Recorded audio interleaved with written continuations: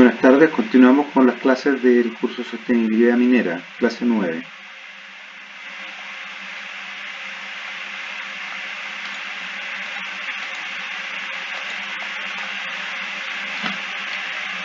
Lo que tenemos en el programa, seguimos centrados en poder conocer más sobre planeación de cierre de minas. Pues bien, volvamos a nuestro contexto del plan de cierre. El plan de cierre surge, como veíamos anteriormente, como una normativa ambiental y también sectorial asociada al reglamento de seguridad minera, pero también la ley de cierre surge como una normativa particular que regula el cierre y poscierre de una operación. Por lo tanto, el cierre es parte de la normativa ambiental, pero también es parte de una normativa sectorial. Sectorial hablamos respecto a una ley específica. El plan de cierre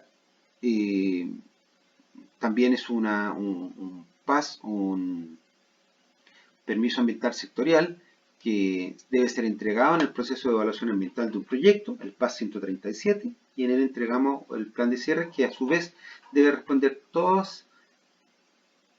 todo lo referente a la normativa de la ley 20.551. Sectorialmente tiene que ser aprobado antes de la fase de construcción, este PAS 137, es decir, no se puede comenzar a construir un proyecto sin tener este PAS 137 aprobado. Y una condición que veíamos, parte de los objetivos de la ley, es que involucra un costo que debe ser garantizado por la empresa minera, capaz de cumplir el costo de cierre y poscierre.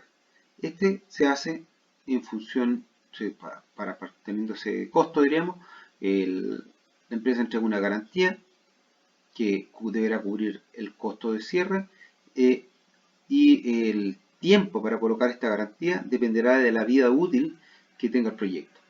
Que la vida útil estará certificada por una persona competente que está registrada con todos los requisitos de la ley 20.235 ligada a persona competente. ¿Qué hago en un plan de cierre? Tengo que realizar un proyecto de ingeniería que dé cuenta del conjunto de las obras, las medidas, las acciones de cierre que voy a tener que implementar en esta instalación. El objetivo también de este plan de cierre va a ser asegurar la estabilidad física, como decía anteriormente, entregar todos los requisitos técnicos para asegurar esta estabilidad física y química. Tendría que estar también en conformidad con la normativa ambiental. No puedo dejar obras de cierre que estén a contrapelo, en contrario a lo que son exigencias de una evaluación ambiental propiamente tal. Es decir, no puedo generar un impacto por una medida de cierre que yo deje implementada. El objetivo final, como veíamos anteriormente, es el resguardo de la vida, la salud y la seguridad de las personas y del medio ambiente del entorno del sitio. Ya lo hemos dicho varias veces. Estas son la referencia al artículo 2 de la ley, las condiciones anteriormente relatadas. Las exigencias, por lo tanto, para el plan de cierre son exigencias técnicas referidas a las medidas de cierre, exigencias de valorización, calculo un costo, lo que me va a costar este plan de cierre en UEF, y entrego garantías en un determinado tiempo para poder cubrir este costo de cierre que estimé en función de las medidas a implementar.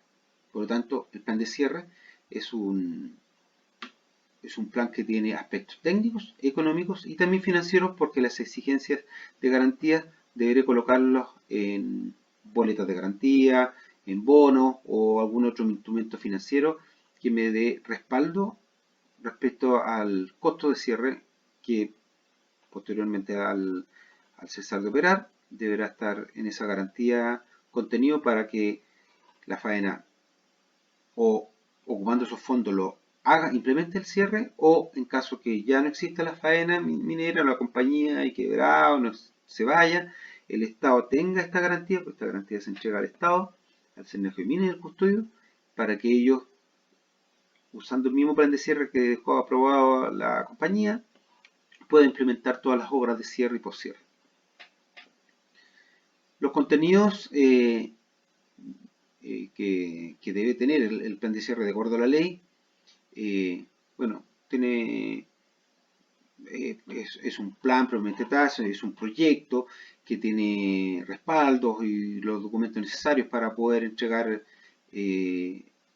todos los requisitos que pide la ley. Hay unas guías precisamente que el SENAGEMIN entrega para que orienten a la compañía minera o al pequeño minero a cómo realizarlo. Y los requisitos técnicos respecto a las obras de cierre, respecto a la forma de que yo valorizo, la forma como yo propongo las garantías, también existen guías metodológicas que el SENAGEMIN ha ido emitiendo y pueden encontrarse en la página web de senagemin.cl. Existen guías de presentación respecto a cómo se presenta un plan de cierre que tiene producciones menores a 5.000 toneladas por mes, entre 5.000 y 10.000 o mayores a 10.000. Todas tienen esas exigencias de alguna manera diferentes por su grado de profundidad y también precisamente por el grado de envergadura del negocio, el grado de intervención que existe de una faena cada vez más grande y por lo tanto amerita tener planes de cierre que son más complejos. Ahí también existen guías metodológicas referidas a los riesgos, cómo se evalúan riesgos para el cierre de faena, cómo se valorizan los planes de cierre y cómo se constituyen garantías. Y a su vez también existen guías referidas a cómo realizar la estabilidad física del cierre y la estabilidad química. Estas pueden ser consultadas en senagemin.cl y son bastante amigables para facilitar precisamente que las compañías desenrollen todo aquello que es solicitado por la ley, siendo SENAGEMIN, por mandato de la propia ley, quien define los estándares técnicos que deben cumplir las faenas para poder considerar que están realizando obras que son estables física o químicamente. Y a su vez también si está bien calculado el costo o si las garantías están bien dispuestas. De hecho, hay para procesamientos que sean, para producciones que sean de no mayores a 5.000 toneladas por mes, la empresa minera puede presentar un plan de cierre simplificado donde indicará, estos son los capítulos que tiene el plan de cierre, si el tipo, luego el índice, si el tipo de cierre es un cierre definitivo o un cierre temporal, es decir, por una cantidad de años en que va a estar cerrada, en cuyo caso no deberá hacer ninguna desmantelación ni un cierre definitivo de sus instalaciones, sino que solamente está detenida y luego volverá a operar en caso de un cierre temporal. Si es un cierre definitivo, también deberá informarlo. Se entregan los antecedentes generales de la faena, ubicaciones, cómo se accede a ella y algunas otras condiciones que son de índole más bien general sobre los dueños de la compañía, las concesiones que existen. Y luego se describen las instalaciones y rápidamente se describen también las medidas de cierre, las actividades que se van a desarrollar en ella, como por ejemplo desmantelar las instalaciones. Luego veremos una lista de medidas que es posible y que son bastante repetidas, teníamos al cerrar una mina. Y luego hay una programación de las medidas y las actividades de cierre. Esas mismas medidas se programan en el tiempo como una GAN. No se pide en ese caso mayores detalles. Sin embargo, en los cierres de minas con producción mayor a 5.000 toneladas, la cosa cambia. A los antecedentes generales se entrega un detalle de cuál fue, por ejemplo, la metodología de evaluación de riesgo que empleó la faena, la resolución de calificación ambiental que tiene y que también hacen referencia a los compromisos de cierre que tiene la faena y que lo deberá tener explícito en su plan de cierre. La vida útil, si tiene un yacimiento o si no tiene un yacimiento como una planta, por ejemplo. ¿Cuál es la vida útil que tiene? Esa vida útil posteriormente se usará para estimar en cuánto tiempo se va a colocar disponible la garantía. El análisis de instalaciones, se entregan las características y ubicación de cada instalación y los riesgos que tiene esa instalación en caso de que quede como está. Si los riesgos son es que esta instalación se va a desestabilizar con el tiempo, hay que buscar una manera de estabilizarla. Los edificios en general para poder estabilizarlo. La mejor manera es demolerlo. Pero no podemos demoler un botadero estéril. Por lo tanto, la forma como podemos estabilizarlo, como podemos minimizar esos riesgos, es generalmente dotándolos de un ángulo de talud más bajo, en donde prevengamos estos escurrimientos, y también entregando otras medidas, como pueden ser canalizar las aguas en torno a estos depósitos para que estos drenen hacia sitios seguros donde podrían haber sistemas de tratamiento. Tenemos que entregar también los compromisos de cierre que se originaron en la etapa de evaluación ambiental del proyecto y luego indicar cuáles son las medidas concretas. Programarlas en el tiempo, valorizar estas medidas y hacer un programa de aquellas medidas de monitoreo y control posterior a las medidas de cierre. En caso de que se tengan que hacer seguimiento a aguas subterráneas o a partículas de aire, las emisiones que existen en un lugar que está cerrado pueden ser parte de los compromisos de postcierre. También se valorizan estas medidas de cierre y se programan en el tiempo. Y se entregan también los antecedentes de cómo se va a hacer la garantía.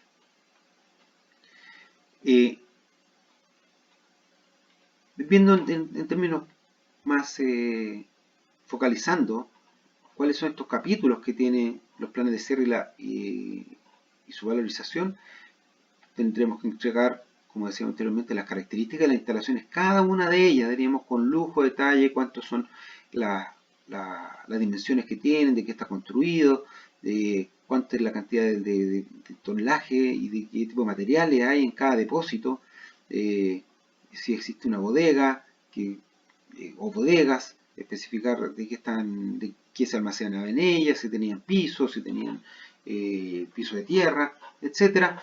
Queremos dar todos sus antecedentes. ¿Para qué? Porque luego evaluaremos qué sucede con esta instalación si no hacemos ninguna actividad de cierre. Lo más probable es que si no hacemos ninguna actividad,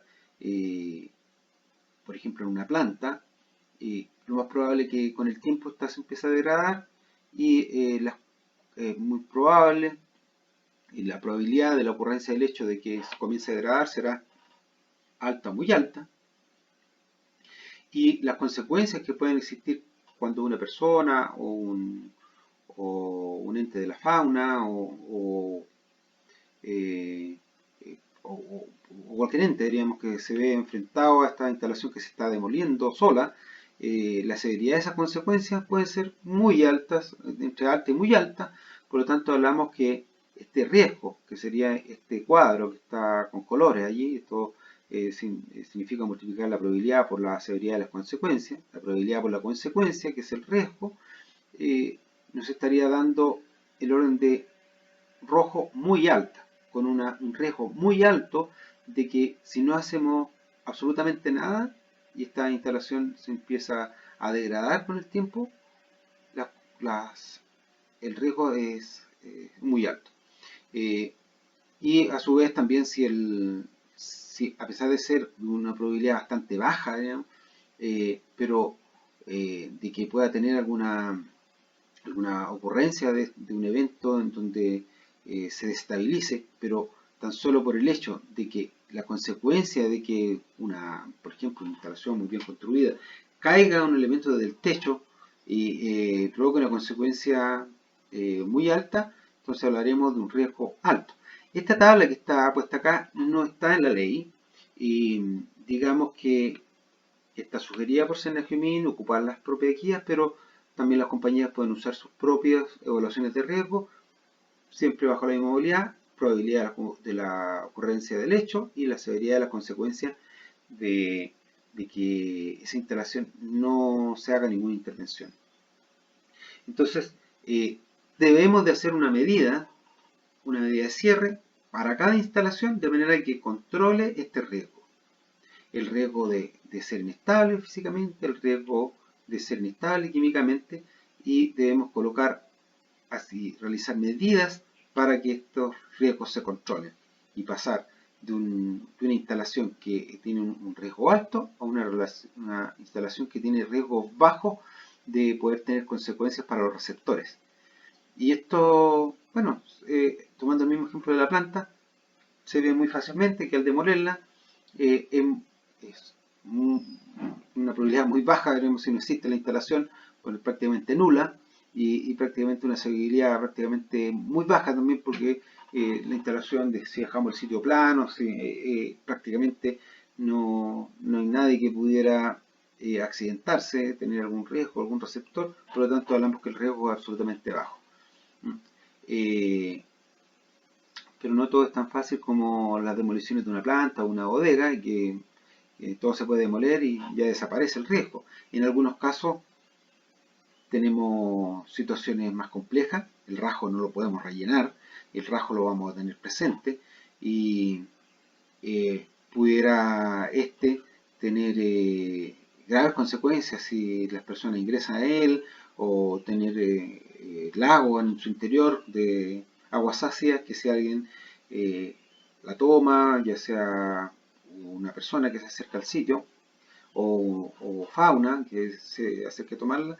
Por lo tanto, lo que en general se tiende a hacer en este caso es colocar barreras, pretilas alrededor de los rajos, en el caso de las minas subterráneas, colocarle tapones en los ingresos, de manera que no puedan ingresar personas ni animales que pueden verse expuestos a la caída de algún material o estar expuestos a algún drenaje ácido que está en el sitio.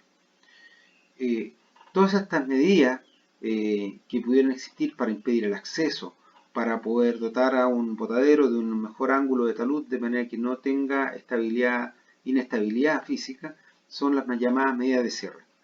En la resolución de calificación ambiental del proyecto original es posible que también existan medidas de cierre y el plan de cierre tendrá que tomarlas también.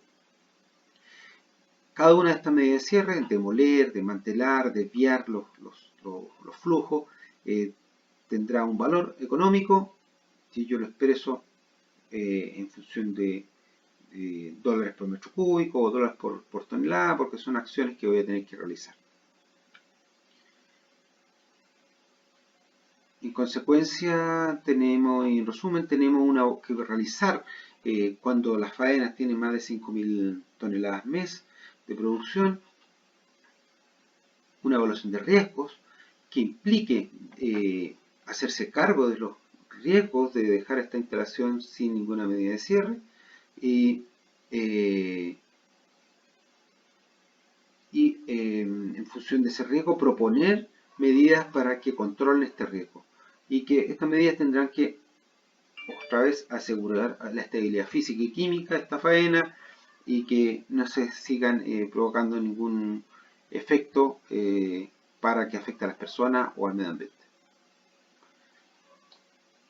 Aquí tenemos, precisamente aquí vemos otra planilla en donde podemos encontrar una diferente manera de poder hacer esta evaluación de riesgo, que como les indicaba en la guía de escenario criminal existe una manera, y las páginas mineras también pueden tener la propia. Siempre en las evaluaciones de riesgo debe tomar en cuenta los escenarios de peligro, qué pasa qué pasa si hay vientos, qué pasa si hay temblores, qué pasa si hay sismos, los receptores que podrían estar expuestos a este sitio, las aves, la fauna que se desplaza por el suelo, las personas, por supuesto. La probabilidad de que ocurra un cierto evento que afecta a estos receptores y las consecuencias que pudieran tener esos eventos. Coloco esta matriz de riesgos y debo propender a que los riesgos, si no hago nada y son de un riesgo alto, bajen a riesgo bajo. ¿Cuáles son las medidas de cierre? Que no necesariamente son todas estas que están aquí, ni tampoco son menos o más que estas, solamente estos son ejemplos. Pero ¿cuáles son las más comunes? En las minas se tiende a desmantelar las instalaciones, estabilizar los taludes de los botaderos, caracterizar los efluentes, especificar bien cuál es el origen de ellos, cuál es el caudal que tienen, dónde van dirigidos, cómo voy a hacer para poderlos canalizar. En los botaderos, y los depósitos de ripio. Lo frecuente es colocar canales evocadores de agua lluvia en la parte baja de estos depósitos, estabilizarle los taludes, cubrirlos con membrana o con suelo natural, de manera de impedir que el agua de las lluvias o la humedad del medio ambiente los cubra y vaya provocando un drenaje de ellos. Compactarlos también precisamente para que no queden expuestos a la acción del viento y que su volatilidad y sus partículas. Y también es muy frecuente que se hagan lavados para buscar una mayor estabilización, que este drenaje lo forcemos para que ese material drene todo lo que tenga que drenar. Tenemos hasta piscinas en donde yo puedo o tratar estos líquidos o puedo evaporarlo y luego tratarlos como sólidos al haber evaporado todo el agua.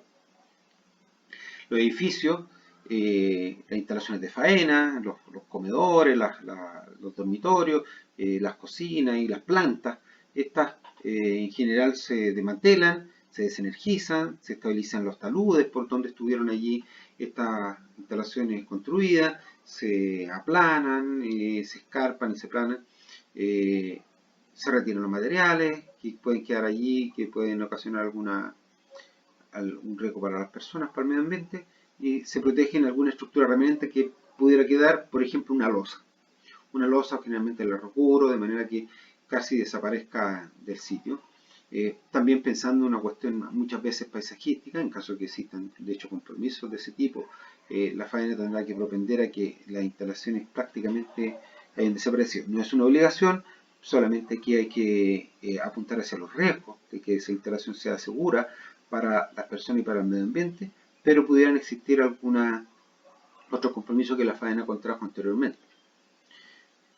Los depósitos de relaves, también aquellas instalaciones que se tenían mientras operaba el depósito, se desmantelan, se secan las lagunas, se mantienen los canales perimetrales, los sistemas de evacuación de agua lluvia que existen en un depósito de relaves que va a contener el relave húmedo durante mucho tiempo, si no es en forma permanente de hecho. Entonces todas las aguas lluvia que lleguen a este depósito de relaves las voy a canalizar hacia a una piscina que podría haber tenido de emergencia antes y que ahora la voy a dejar también habilitada para que en caso de que exista una lluvia mayor, digamos, se puedan canalizar estas aguas fuera de este depósito y así no colapse también el depósito de relave. También se estabilizan los taludes, haciendo aún más seguros estos muros que posiblemente se construyeron durante la etapa de operación. Compactar el coronamiento son típicas acciones también que se hacen en los depósitos. Y en las instalaciones que sean residuos, se retiran los escombros, se protegen algunas estructuras remanentes, se hace una disposición final de los residuos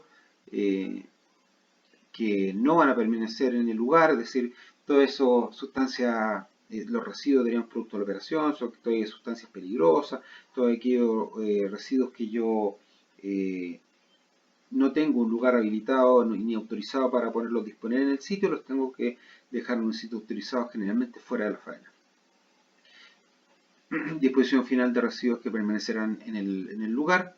En caso que esté autorizado para dejar algunos residuos de ellos, debería preocuparme de que cumplan alguna normativa específica, por ejemplo, le refería a los vertederos de residuos domésticos que en muchas ocasiones las faenas tienen autorizados. Y las medidas generales que existen de cierre son las de cierre de acceso y señalizaciones. Pues bien, todas estas medidas que yo nombré anteriormente, obra por obra, tendré que calcular cuánto me cuesta cada una de ellas en términos de valor unitario, se voy a tener que remover, o se voy a tener que desmantelar esto que por metro cúbico, tengo un costo unitario de dólares por metro cúbico para cada actividad y todos estos costos yo los listaré.